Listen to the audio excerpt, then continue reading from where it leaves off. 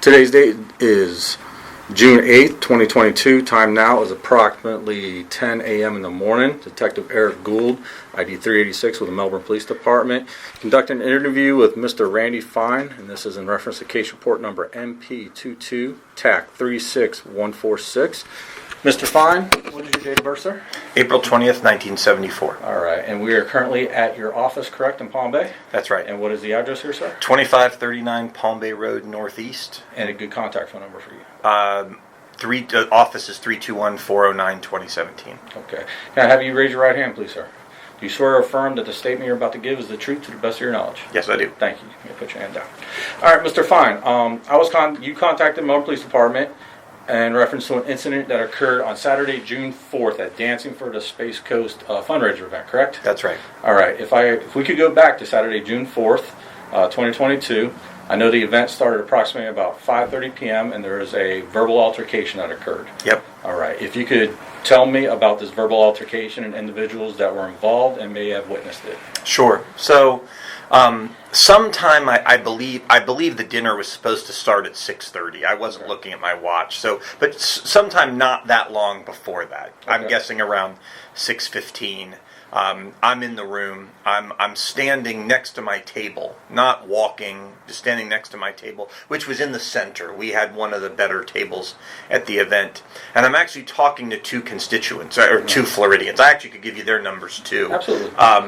And I mean, we're engaged in a conversation, and out of the corner of my eye, I saw Deputy Mayor Kenny Johnson of Palm Bay making a beeline towards me, and I thought, now I have a history with him and his cousin, who's a sort of a serial criminal here in this area, and I remember, and he was actually with another guy, a taller gentleman wearing a hat, who I didn't recognize. They're making a beeline towards me, and I remember thinking, I hope they, keep walking. Yes. Well, Mr. Johnson cut in front of these two people and got in my face. Somebody's told me the right language for this is he pulled up. I mean, so you're smiling, so you know what that means. Yes. He pulled up. Now, he's sort of a short guy, so, I mean, he couldn't, get in my face. I'd say he sort of came to my chin or something like that, and then just sort of, looked at me angrily, I would say, and didn't say anything.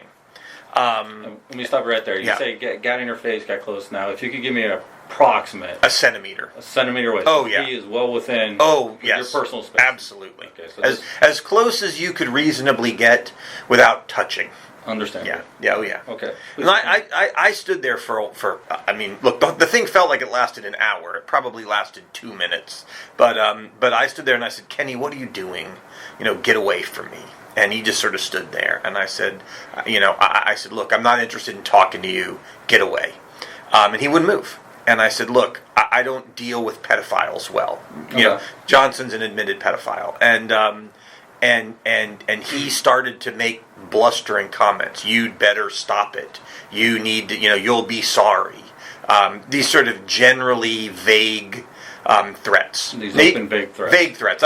No specific action. No, I'm going to kill you or I'm going to punch you. But the purpose of this was, I've thought a lot about it. I can't figure out what the goal was, other than to intimidate and scare me. Well, unfortunately for him, I'm not someone who gets intimidated or scared. So I said, look, get away from me, you thug. And by the way, his friend was also standing there in an intimidating way. He was not as close to my face, but he was sort of hulking over the conversation. And so after maybe a minute or two of this, the friend pulls out his phone and starts to, I don't know if he video or took pictures, but he was doing something and he was sending it to somebody. And I said, Kenny, this is not happening. And I tried to walk away. By the way, the two people who I was having the conversation with, they were sort of freaked out by the whole thing, and they walked off. I tried to walk away. Kenny came around and again pulled up again right in front of my face. And again, continued with these generic threats. You're going to be sorry. You better stop doing this. This isn't going to end well. I mean, a lot of generic threats. And I honestly didn't know what to do. I'm not a wimp, so I'm not going to go run away. This was in the middle of the event. You're at a fundraiser. I'm at a fundraiser. Yeah, I'm in the middle of the event. And after maybe another minute of this, another elected official, Mindy Gibson, who's a Satellite Beach city councilwoman, she walked over and she looked at Kenny and she said, "Kenny, you need to walk away." And Kenny started to pull up on her, and then I think thought better of it, and then ended up walking away. But yeah, so I mean, I don't know how long it lasted. Like I said, it felt like forever because it was just such a weird thing. And it was completely inappropriate. We're at a fundraiser for charities. This isn't a situation where we ran into each other. I mean, he chose with his accomplice or whatever, his wingman, to come up and try to intimidate me and make threats. And I mean, I will say I was not scared, but I was sort of shaken up. I've never dealt with anything like that. This also isn't the first time Mr. Johnson has behaved like this towards me. He did something similar in my office in Tallahassee a few years ago. All right. So clearly this sort of thug mentality defines him. And so I got a lot of phone calls, really from Mindy and Courtney, and they're like, "This is escalating. You need to do something about this." So I spoke to the Sergeant at Arms of the Florida House. I told him about it, and he said, he's the one who asked me to call you all and file the report. Gotcha. All right, so let me take you back. You're talking about your table. Now, it's a fundraiser, and I understand. I looked up the event. I didn't attend it, but you purchased tables, and everybody has a table. So you're at your table. I presume he had a table somewhere. I have no idea. I don't know where he was. It's a big event. There was like 600 people. So you're at your table. Yeah. And you're saying that he saw you at one point and made a direct beeline towards your table. Correct. Yes. And then after he got in your face, or you're calling it pulled up, or got in your face, well within personal distance. Oh, yeah. You tried to separate yourself from this by walking around your table or away from your table, just trying to mitigate the situation, trying to move yourself from the situation. Right. He then followed you or cut you off and re-engaged you. That's correct. That's correct? That's correct. And it took Miss Gibson, Mindy Gibson, she had to come over and almost intervene in this in order to calm the situation down. Yeah, I wouldn't say almost. I mean, she didn't. I don't know how it would have ended. Okay. Because he wasn't walking away, and frankly, I wasn't going to back down. I'm not going to back down from a thug. No, I mean, I don't know how it would have ended. But I did try to walk away. What prompted me is when his accomplice pulled out a camera. And for what reason, I don't know. What are you trying to take a picture of? But yeah, so you understand, where our table was, imagine it's like the room is the size of my desk. Understand. Okay? And over here is like the dance floor. Yes, sir. Okay? Our table was right here, right in the middle. It was frankly facing down. Right in the middle. Here's the dance floor. So this is where it was. I have no idea where he was sitting. I didn't even know he was there at the event. In fact, someone had told me he wouldn't show his face there, but so I didn't know he was even there. And like I said, I don't know who the other person, his accomplice was, who also, tried to intimidate me. But here's my table. I'm probably standing like right here. Mm-hmm. And I'm looking towards these people, and then out of the corner of my eye, I see him over on the sort of the corner of the dance floor, making a beeline towards me. You know when someone's looking at you and they're coming at you. Oh no! I mean, I saw him when he was coming. Yeah. I mean, I remember thinking, I hope he just walks by. Absolutely. You had a fundraiser event, and of course, you don't want any kind of nonsense going on there or disturbance. You're there for a purpose, and apparently it's not this purpose. Yeah. And he didn't come up and say, "Hey, look, I know we've had our differences. Can we talk?" When he pulled up, he said nothing. It was sort of like just the evil eye, stare down, intimidation contest. Now, could you smell any alcohol mentioning or alcoholic beverages emanating from his person? They seem intoxicated. Anything to that nature that maybe would prompt him to do this, or now they say people get liquid courage, that sort of thing. Yeah, I don't know. I mean, look, he was walking from where the bar was. Okay. It was 45 minutes into the event. Yes. So it wouldn't have been surprising if he'd had a couple of drinks. Okay. Did he smell like a whiskey bottle? No. But I did get to smell his breath. I mean, he was right in my face. Well, that just further solidifies that he was actually that close to you. Oh, yeah. And you can tell when someone's been drinking. Yeah, I probably could have stuck out my tongue and touched his head. That's how close he was. That's how close he was. And at the initial event, he just comes into your face and doesn't say nothing. Says nothing. Just like looks at me and is angry and threatening away as he can. Just stands there. And again, that part of it, the two people who I was talking to could confirm. And I remember they're like, they said something like, okay, we'll let you handle this or something like that. And because it was, I was in the middle of a conversation with two people. Absolutely. Yeah. Oh, it was, yeah. And I didn't know what to do. I didn't know what to do. I'm like, well, what do you do in this sort of situation? Absolutely. Yeah. So, Ms. Gibson, do you have a good contact phone number for her? I do.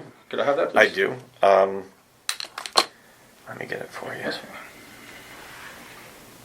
And his other, we're going to call him the unknown accomplice here, his wingman. We can call him hat guy. A hat guy. Can you describe him for me? Mindy's number is 321-960-0328.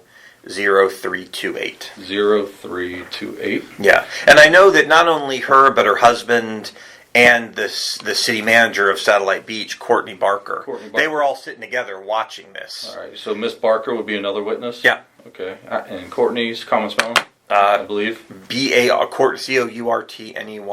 And Barker? Barker, yep. And she is the city manager for Satellite Beach. Yeah. Her number's 321-626-9028. 9028. Yeah. And then Councilwoman Gibson's husband also saw it. I don't have his number. No, that's fine. When I speak with her, yeah, and other people did too. It wasn't done delicately. Yes. I'm sorry. So you were asking me something else? I wanted to get back to his wingman, the black male. Right. I believe he was a black man. He was at least 6 feet tall, maybe taller. He wore a hat. He was wearing a hat. What type of hat? Fedora? Yeah, like a fedora, but like tilted to the side. Like a gentleman's hat, but tilted to the side? It wasn't, I would say it wasn't an appropriate hat to be wearing at the event. Right. But fair enough. and it was certainly not worn, in an appropriate manner. But I don't know who he is. Okay. Never seen him before. How old do you think he is? Maybe around 30, 20. Roughly to say 25, 35? Yeah. Okay. But I don't know, and I think that's also part of it. Is this guy decided to get in the middle of it, and I don't even know who he is. Yes. So, but it was not Robert Burns. It wasn't Robert Burns. That guy, unfortunately, would recognize. Now, him let's anyway. go back to Mr. Johnson, Kenny Johnson. You identified him as the deputy mayor for the city of Palm Bay. Yeah. And you've had prior interactions. You've known him for years. Yeah. So this is unfortunately a case of mistaken identity. Oh no. And you would know him on site. He knows you on site. Yeah. Preferably say y'all are on first name basis from all the interactions you've had. Oh yeah. He knows exactly who I am. I know exactly who he is. So we just have to. No, and it was intentional. He was intentional to come and pull up on me. It was again. I don't know what he was. I don't know. I've thought about it. What was he trying to accomplish? There's really only two things. I think. Well, maybe three. One is he was attempting to intimidate and threaten me into doing something. The second thing was maybe trying to provoke me into, hitting him or something. Not that I did. And by the way, there was no physical contact by him. Okay. Or that they were trying to stage something. When that camera came out, I was like, it was like, why are you taking pictures? Why are you filming this? Why? Like, it reminded me of almost to catch the end of the incident, not the whole incident. Yeah. Yes, I understand where you're going with that. Yeah.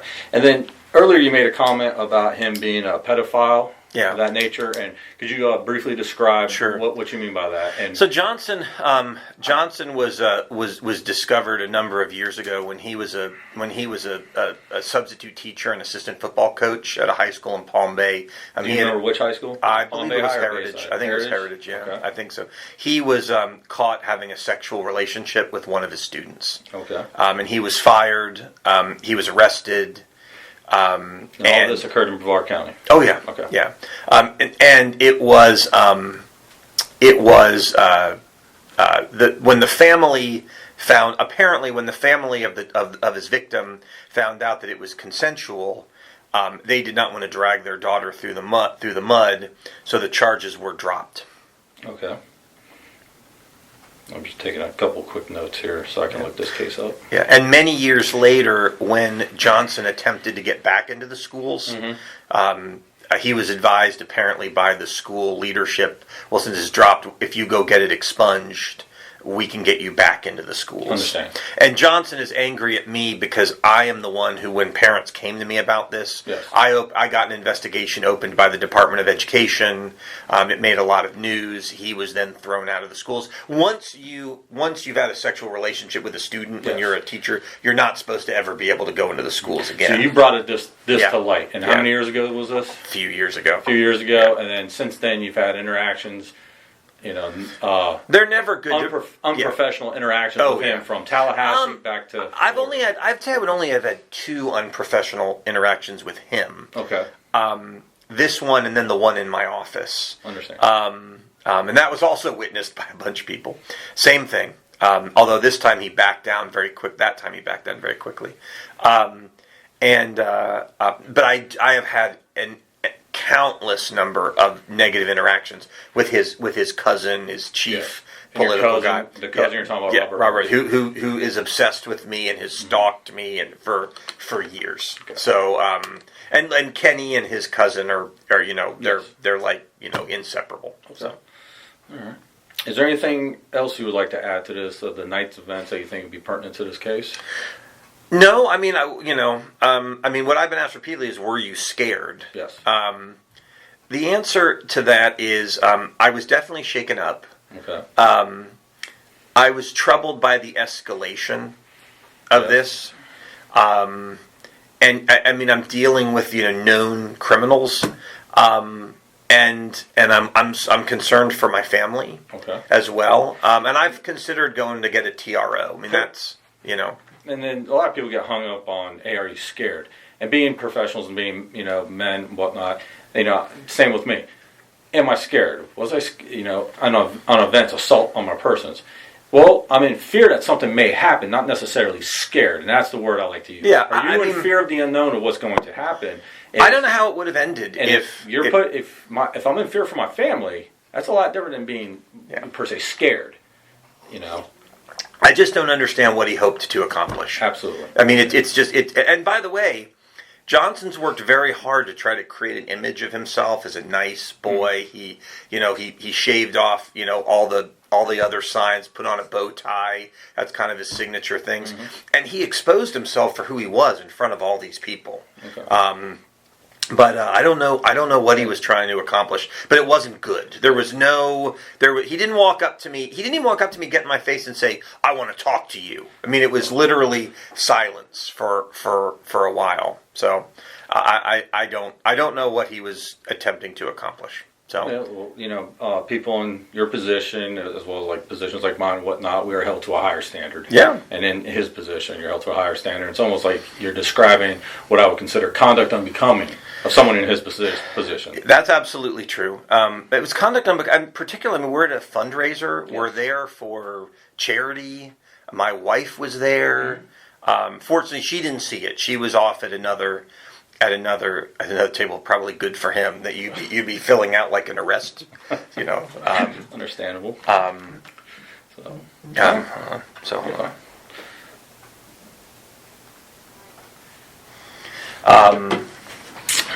right. Like I said, anything else you think besides what you've already given? I mean, you've given a lot, and I think, like I said, it was definitely conduct unbecoming of a person in his position. I'd be, good that no physical contact, no one was hurt, but however, the unknown is worse too. Yeah. You don't know what his ultimate plan was over this. Mm-hmm. So, if you have nothing else to say, we can conclude the interview. No, yeah, I'm good. All right, raise your right hand again for me. You swear or affirm that the statement you just gave is to the best of your knowledge? Yes, I do. All right, thank you. Time now is approximately, we'll call 10:20 on June 8, 2022, and that concludes the interview with Mr. Fine.